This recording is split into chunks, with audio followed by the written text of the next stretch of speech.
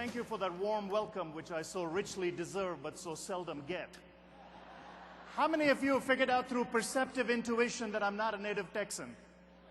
Okay, we have a semi-alert group here today, owing to the fact that I'm originally from a different country, and owing to the fact that we might have some communication problems, I want to set the parameters right.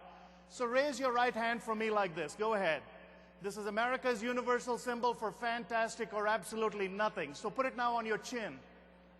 For those of you who missed, the chin is this pointed thing at the end of the face. And I know I have my work cut out for me.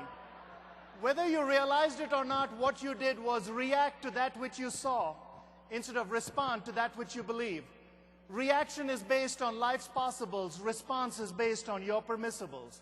Reaction is anchored in perception. Response is anchored in belief. Right about now, a good percentage of you have a perception. You're saying to yourself, he's from India, gotta be a doctor. Some of you are pretty sure I'm an engineer, and 3 of you are betting that I own a motel. And all of you are entitled to your own opinion. Perception is like the general and his lieutenant who got on a train. As soon as the train left the station, the general and his lieutenant sat next to this beautiful girl who was sitting next to her grandmother. The train entered the pitch-black darkness of a tunnel, and there the entire compartment heard 2 sounds. One was the sweet nothingness of a kiss, and the other was the resounding thud of a slap. Immediately, perceptions ran rampant throughout the compartment. The general thought to himself, bravo, soldier, grabbing the initiative, taking the kiss, but why did Grandma slap me? Grandma thought to herself, the indignance of that young man kissing my granddaughter, I'm glad she slapped him. The young girl thought to herself, I'm so flattered that the young man thought me pretty enough to kiss, but I wonder why Grandma slapped him. The soldier was the only one who knew the truth. In that brief moment of opportunity, he grabbed the kiss and slapped his general all at the same time. Sometimes in the pursuit of fame, in the search for significance, in the desire for that elusive excellence, we all remember the slaps and forget the kisses. We've all been bumped and bruised, hurt and harmed, scarred and scraped, and somewhere along the line we said, I don't want to play anymore.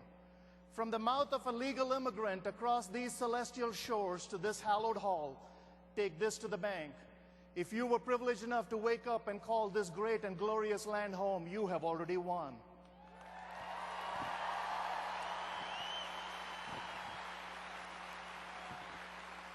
If you as a nation don't do anything for the next 500 years, the country that comes in second will wish it were you.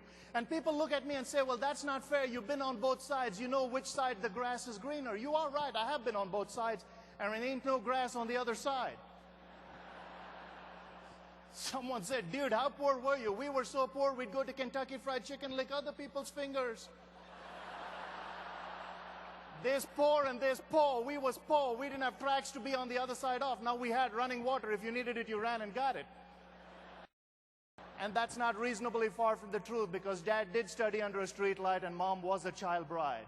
What I'm about to share with you in the remaining time I have is a process that will take you to literally the heights of your own capability. But you have to understand what success is and what it isn't. In order to understand what success truly is, you have to understand that the areas of achievement in life are like spokes in a wheel. Unless each of those spokes are equidistant from the hub at the center of that wheel, life's ride will go thump, thump, bump, bump. Our natural tendency is to always blame the road. But in order to set goals in each of those areas, you have to understand what balance is and what it isn't. Success is not who you are in relation to the person sitting next to you. Success is who you are in relation to where you began and what you began with. In fact, raise your right hand for me now as high as it'll go. Now raise it higher. Why didn't you do that to begin with? I said as high as it'll go.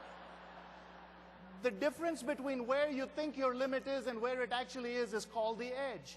But many people never get to the edge because 97% of the people in this world operate in the comfort zone.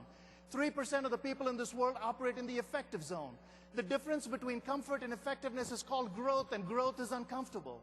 Eric Hoffer said, in times of change, it is the learners who will inherit the earth, while the learned will find themselves beautifully equipped for a world that no longer exists. In Texas, we call this the dead armadillo syndrome. I don't know how many of you have ever seen a live armadillo. I've never seen one. I've lived there 20 years. They're always dead in a 70-mile-an-hour speed zone, but there are 3 things I do know about armadillos. 1, they're slow. 2, they're ugly. 3, they're dumb. Doesn't make for a winning combination in life's highways and byways. I wonder why armadillos don't have a meeting like this and say, dude, dad died here. Mom died here. Everyone we know died right here. Let's find a school zone. Sometimes before you speed up, you have to slow down. Everybody wakes up in the morning, looks in the mirror and says, mirror, mirror on the wall, do I have a prayer at all? If the mirror ever told you with that kind of hairdo, go back to bed, listen to the mirror. If you walk out in life looking like you've been weaned on a pickle or like the picture on your driver's license, ain't nobody going to treat you like a glamour shot. If you're happy, tell your face. Foundational living is understanding the 4 primary reasons why people don't set goals. And the first is fear. And the fear is the fear of criticism. The fear of the I told you so people. The fear of everybody in your life who loves you so much that they don't want you to progress because mediocrity and misery do love company. Many of us are afraid of critics. In fact, when I spoke in San Francisco, California, a gentleman wrote a very scathing review about me. He said one of the speakers was a husky Indian in a finely tailored suit who had some perky cones about patriotism and was a pseudo-disciple of Zig Ziglar and for whatever reason left to a thunderous ovation.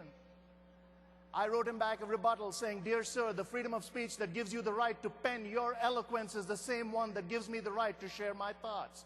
First, you called me a pseudo-disciple of Zig Ziglar, and I looked up my Noah Webster dictionary from 1828 that Mr. Ziglar gave me, and I looked up the word disciple. It says student, a constant learner, like in Disciple of Plato. Mr. Z would be proud.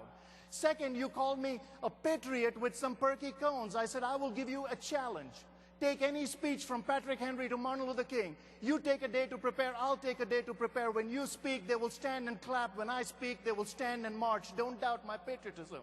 Third, I sent your article to my parents in India who don't know what a critic is. They were just glad their little boy's name was mentioned in the same article as Rudy Giuliani.